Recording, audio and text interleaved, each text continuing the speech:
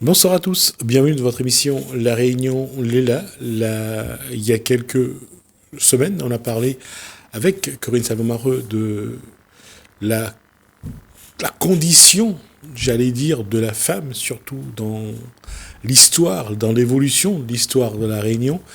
Et ce qu'on a découvert n'a pas été vraiment très simple à gérer et à assumer. On va juste rappeler un petit peu sur quoi on a terminé, et après, on abordera un autre sujet dans Causement Réunionnais.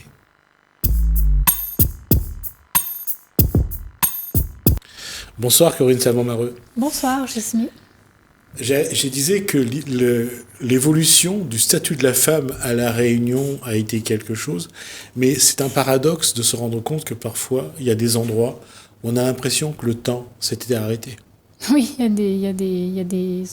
y a des événements dans l'histoire de la femme à la Réunion où on peut dire que le temps s'arrête, mais malgré tout, il va quand même créer des failles pour les générations suivantes.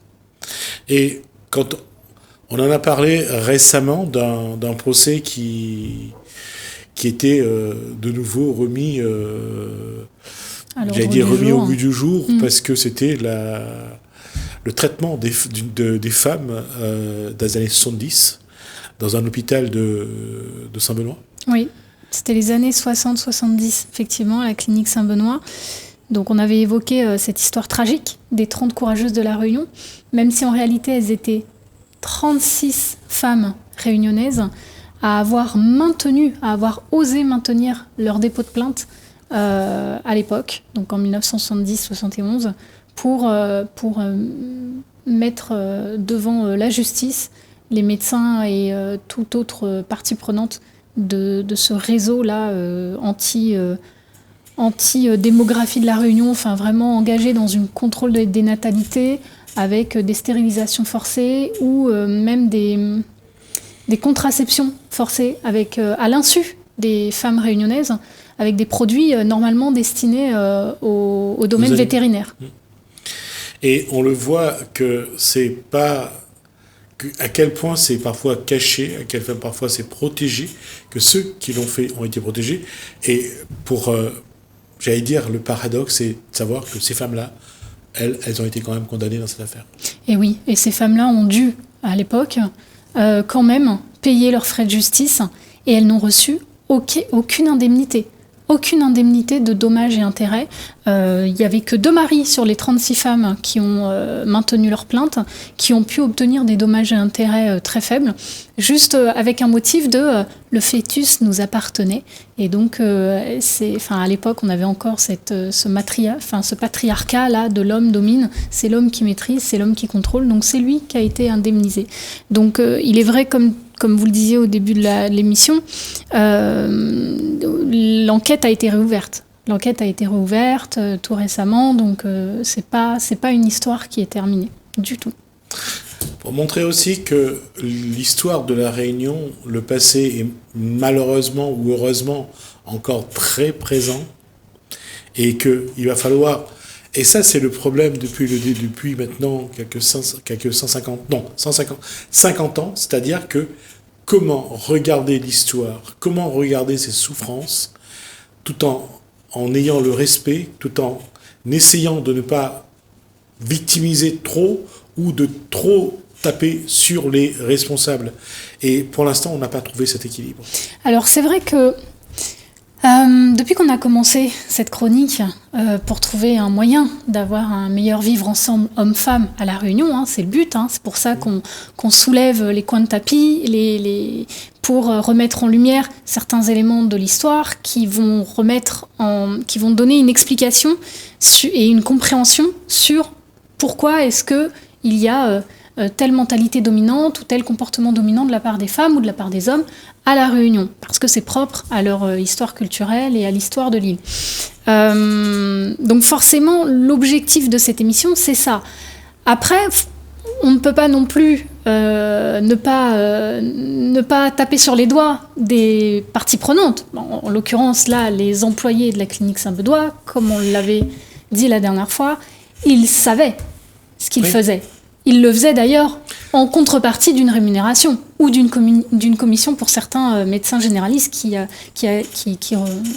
redirigeaient les femmes de la Réunion, les femmes réunionnaises vers la clinique Saint-Benoît, alors qu'elles avaient juste une douleur par-ci, par-là, et qu'elles étaient enceintes et qu'elles s'inquiètent, qu'elles ont besoin de suivi. Ben non, en fait, une fois à la clinique, elles ressortent, il n'y a plus de bébé, malgré qu'elles étaient enceintes de 4 à 8 mois de grossesse pour certaines, et en plus les trompes sont ligaturées. Enfin, je veux dire, à un moment donné, il faut aussi dire ce qu'il y a à dire les faits, ne pas avoir peur des mots et des faits.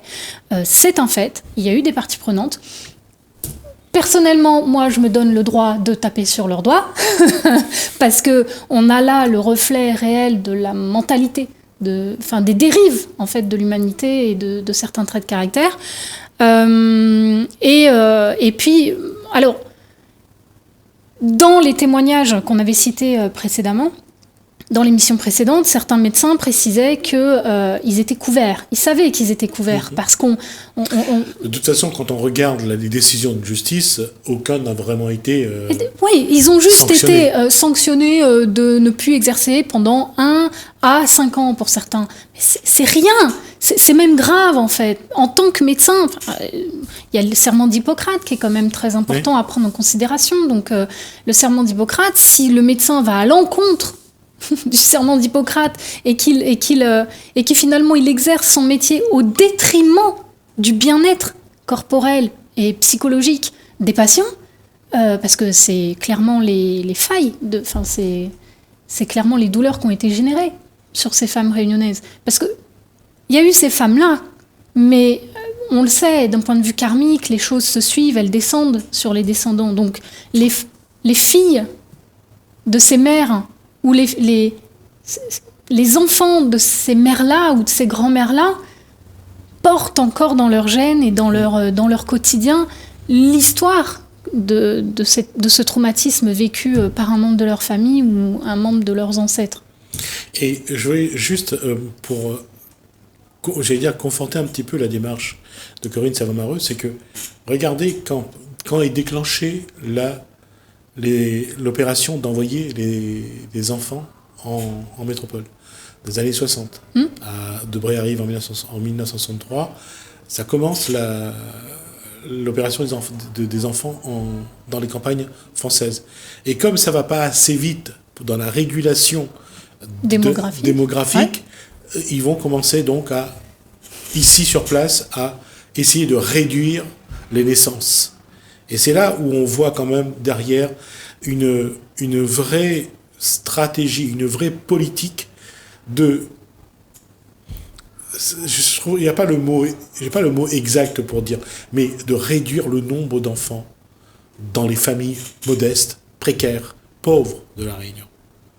Et on voit quand on va rouvrir le procès de la clinique Saint-Benoît. Du Saint-Benoît, et on va revivre ça, et on va voir à quel point être pauvre à l'époque, être modeste, être précaire, c'était en soi, j'allais dire, un mal pour la société réunionnaise, surtout pour ceux qui avaient les moyens et ceux qui pouvaient dire ils ne voulaient plus d'enfants noirs à la Réunion.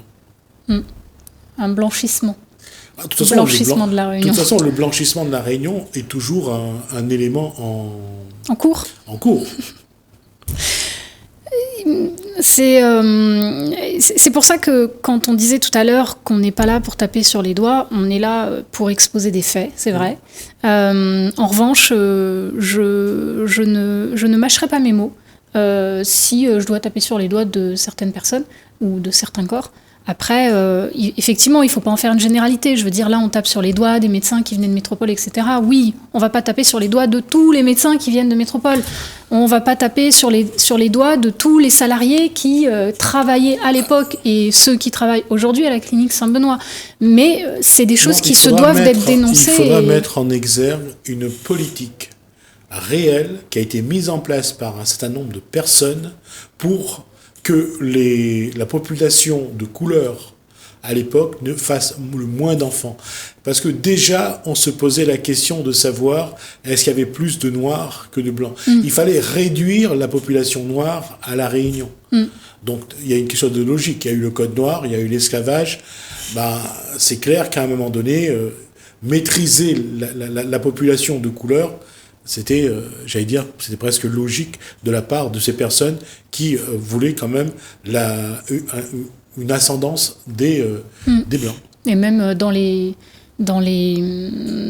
corps politiques, dans les organes politiques, on peut dire qu'on tape sur les doigts des pouvoirs publics, mais même chose, il ne faut pas le prendre au pied de la lettre où on va taper sur les doigts de tout le monde qui représente les pouvoirs publics. Preuve en est, depuis quelques décennies maintenant, on a quand même certaines personnalités politiques qui rentrent dans le jeu politique, justement pour changer la donne, justement pour changer les prises de pouvoir, les prises de décision et représenter beaucoup plus les intérêts du peuple plutôt que les intérêts individuels d'une minorité de personnes au niveau politique. Et à ce niveau-là, on va se rendre compte à un moment donné que on continue parfois dans le développement économique à porter en filigrane ou en fil rouge cette volonté de mettre en place une population qui va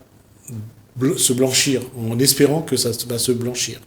Et c'est une réalité, malheureusement. Et c'est une réalité. Donc du coup, depuis qu'on a commencé l'émission, c'est vrai qu'on a dépoussiéré, depuis la date de la colonisation de l'île, comment est-ce que la femme a été partie prenante au début d'une valeur ajoutée pour la colonisation de l'île, puisqu'on était là pour coloniser l'île et se reproduire et être en même temps de la main-d'œuvre.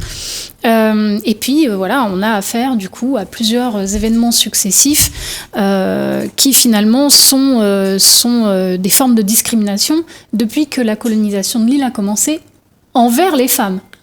Alors, le mot colonisation, à chaque fois, je suis très prudent dessus. Quand on dit colonisation de l'île, là, il ne faut pas le prendre au sens péjoratif. Coloniser l'île, c'est amener la population à construire une population. Donc, c'est faire en sorte que l'île se développe également d'un point de vue démographique. D'un point de vue social, économique, oui. Exactement. Donc, je vous proposerais bien d'entrer dans la période, puisqu'effectivement, on a terminé 1960-1970 jusqu'à 1971, date du procès contre les médecins de la clinique Saint-Benoît. Donc, on pourrait rentrer dans la période 70-80. Mais avant d'aller plus loin, moi, j'avais envie de faire un grand pas en arrière. C'est de remonter à la création originelle d'Adam et Ève. Et du coup, de pouvoir faire une photographie, de pouvoir voir comment est-ce que la femme est déjà amenée, quelle image de la femme donne-t-on au niveau religieux, que ce soit au niveau chrétien, Coran ou judaïsme. Donc, une bride très succincte, parce que de toute façon, le temps limité de l'émission ne permettrait pas de rentrer dans le détail de chacune des religions et des textes saints. Voilà. Alors, dans un premier temps, il y a une définition qui est très importante à comprendre d'un mot que vous serez amené à voir de plus en plus et à peut-être même employer. C'est l'altérité. Alors, qu'est-ce que l'altérité ? L'altérité, c'est un concept philosophique dans lequel on se reconnaît dans la différence de l'autre. Donc, c'est très important puisque c'est le caractère de ce qui est autre, tout en reconnaissant soi dans la différence de l'autre. Donc, l'altérité, elle va faire... cet adjectif va faire... c'est pas un adjectif, altérité. Non, c'est pas un adjectif. L'altérité va être un mot qui sera redondant quand on parle de parité homme-femme. Puisque c'est là, en fait, toute la clé. C'est que l'homme puisse reconnaître la femme, mais qu'il puisse aussi se reconnaître en la femme, tout en étant conscient qu'elle est autre. Alors, je vais juste faire une parenthèse dans une religion que je connais un tout petit peu et sans prétention. Ce qu'elle vient de dire, Corinne Salomon-Mareux, Il faut savoir que dans la Trimurti indienne, donc dans la Trinité indienne, Brahma, Vishnu, Shiva, les femmes sont... On dit qu'un homme est une coquille vide sans une femme. Donc Saraswati, c'est la femme de Brahma, Vishnu, c'est Lakshmi, et Parvati, c'est la femme de Shiva. C'est la femme au sens où la femme est la moitié de l'homme. Donc c'est pour ça que je parle, quand on parle d'altérité... Pas plus, pas moins. Voilà, l'égal, chacun. L'homme est moitié, la femme est moitié. Ça fait un seul être. Et d'ailleurs, dans la Bible, justement, on en parle, puisqu'il y a... il y a des altérations de perception des textes et de traduction des textes qui fait que les textes sont mal traduits, sont mal compris donc par les lecteurs. Et dans la Bible, on dit que Dieu a pris une côte d'Adam pour créer Ève. Ce qui est totalement faux, ce n'est pas une côte, mais c'est un côté d'Adam. C'est-à-dire, on a pris une partie d'Adam pour créer Ève. Et là, on y est. C'est-à-dire qu'encore une fois, plusieurs siècles en arrière, au fil des traductions des textes saints dans différents corps religieux, les traductions peuvent amener à une mauvaise interprétation de ce qui est dit. Et les interprétations, on le sait, c'est un biais cognitif qui est propre à chacun, à son expérience, à son éducation et à sa personnalité. Donc, forcément, là déjà, il y a une faille qui s'est créée dans l'éducation religieuse. Et pour encore aller dans cette... montrer que la femme a pris... enfin, certains hommes, dans la lecture et dans l'interprétation, à isoler la femme, l'a mis vraiment de côté pour essayer que sa place soit réduite dans les sociétés, c'est qu'il y a eu de l'interprétation. Et sans vouloir jouer d'expert en quoi que ce soit, quand on regarde la place de la femme dans la religion chrétienne, surtout les femmes autour de Jésus. Et tout le monde a voulu que Jésus soit vraiment quelqu'un de totalement irréprochable, qu'il n'ait pas eu de petite amie, qu'il n'ait pas eu une femme. Et le Da Vinci Code a mis les pieds dans le plat. D'accord ? Je ne dis pas que c'est vrai ou c'est pas vrai. Je n'aurai pas la prétention de vous dire qu'est-ce qui est vrai ou pas. J'en sais strictement rien. Mais c'est vrai que quand on regarde Da Vinci Code, ça pose le problème de ce que a été vraiment Jésus en tant qu'homme. Oui, alors ça pose le problème de qui a été Jésus en tant qu'homme, mais c'est aussi Jésus dans la Bible, on le met en valeur justement parce qu'au début il est mal vu parce que justement il s'adresse aux femmes. Il laisse les femmes l'approcher, le toucher, parler. Et d'ailleurs, même, il donne son enseignement aux femmes. Et elles ne seront pas reconnues comme disciples à part entière, officiellement. Et pour autant, il leur donne l'enseignement qu'il est venu distribuer. Et en plus, dans l'histoire, quand on lit la Bible, c'est pas une femme de très belle vie, c'est pas une femme qui a une très belle image. Marie-Madeleine, selon celui qui raconte, ça part d'une courtisane, ça part d'une princesse, ça part d'une prostituée. On ne sait pas trop comment, aujourd'hui, quand on lit la Bible, alors quelle image donner à Marie-Madeleine ? Et dans le film de Maurice Pialat, La dernière tentation du Christ, où Jésus cède à ses envies, à son désir sexuel, où il a 2 femmes, 2 enfants, des enfants, et là il y a tout un contexte qui est mis en place. Et si c'était vrai ?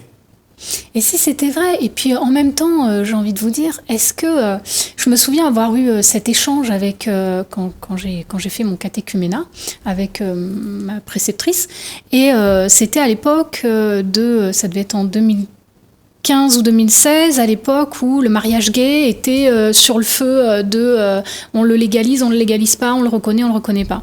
Et puis du coup, on en discute forcément en cours de catéchuménat, et elle me dit qu'est-ce que t'en penses ? Alors, je lui demande qu'est-ce que t'en penses. Puis elle m'explique que dans la Bible, c'est pas comme ça, c'est un homme, une femme, etc., etc. Je lui dis oui, mais moi, ce que je retiens, ce que je vois quand je prends du recul dans l'enseignement de la Bible, c'est l'amour. C'est la seule chose que je retiens. C'est Jésus est descendu pour réapprendre à ce que l'homme et la femme s'aiment, à ce que tout le monde s'aime, à ce qu'il y ait la paix au travers des pays. D'ailleurs, les prières, ce sont des chants d'amour, ça génère une émotion, les chants chrétiens, des prières au sein des églises. Et je lui dis, donc, si 2 hommes ou 2 femmes s'aiment, n'est-ce pas là tout l'objectif de Dieu? Que les gens s'aiment. Et elle me dit, oui, vu sous cet angle-là, effectivement. Et je sais qu'elle a été amenée à revoir ses positions parce que, on n'est plus là dans un homme, une femme, la Bible a écrit comme ceci, a écrit comme cela. C'est l'amour. Et justement, cette question d'amour, et encore une fois, quand on parle du statut de la femme dans l'histoire de la Réunion, c'est ça qu'on ne trouve pas, c'est l'amour. La reconnaissance. Pourquoi on n'a pas aimé, pourquoi on n'a pas accepté la femme telle qu'elle est, avec tout ce qu'elle est, parce qu'elle apporte. Et la première chose que j'ai toujours trouvé incroyable, c'est qu'on reproche à la femme ce qu'elle est. C'est sa capacité d'enfanter, mais surtout le désir que la femme fait susciter à l'homme. Le désir que la femme déclenche chez l'homme. Et on reproche ça. Certains hommes reprochent à la femme qu'ils soient faibles face à eux. Non, mais en plus, ça c'est dingue parce que c'est exactement là-dessus où je voulais en venir. Dans le judaïsme d'ailleurs, le judaïsme enseigne à vouloir que chaque individu prenne ses responsabilités, assume ses responsabilités. Donc, dans l'ordre, pourquoi est-ce que j'en arrivais à là, et tu fais une très bonne transition, c'est que le judaïsme dit quand Dieu s'adresse à Adam pour savoir pourquoi est-ce qu'il a cédé à la tentation, Adam va dire mais c'est la faute d'Ève. Et en fait, les textes sont arrêtés à là. C'est la faute d'Ève. Et quand Dieu s'adresse à Ève pour lui dire « Mais pourquoi est-ce que tu as cédé à la tentation ?» Et Ève va lui répondre « C'est la faute au serpent. » Et en réalité, ce qu'on voit là, c'est que chacun va rejeter la faute sur une tierce personne, sur quelqu'un d'autre. Non, je ne ferai pas la parenthèse que j'allais faire. Alors, non, on va même s'arrêter là parce qu'on a déjà dépassé de 2 minutes le temps qui nous est imparti. On reviendra là-dessus à la reprise du mois de janvier. On prendra le temps. Mais en fait, j'aime bien qu'on termine là-dessus parce que la question est là. La question, Corinne Savomareux pose la question. Finalement, qu'est-ce que chacun d'entre nous, qu'est-ce que nous voulons ? Et je terminerai là-dessus, c'est que l'idée générale de ce qu'on fait, effectivement, c'est de devenir plus humains, tous. En dehors du masculin ou du féminin, on veut juste être plus humains. Et pour ça, ça veut dire que là, on ne cherche pas une révolution, mais on cherche l'évolution de nos relations. Et ça va être important parce que plus ça va aller, plus on va essayer de chercher au fond de nous-mêmes, d'abord qui on est vraiment. Et puis, si on est comme ça, c'est la faute de qui ? Merci, Corinne Savomareux. Et merci pour tout ça, parce que ça nous permet aussi d'aller chercher nos racines, parce que nous avons besoin de nos racines pour savoir qui on est. Et on n'y coupera pas. Merci. Merci. Merci à vous de nous avoir suivis. Merci Hélène, merci François. Je vous dis à bientôt.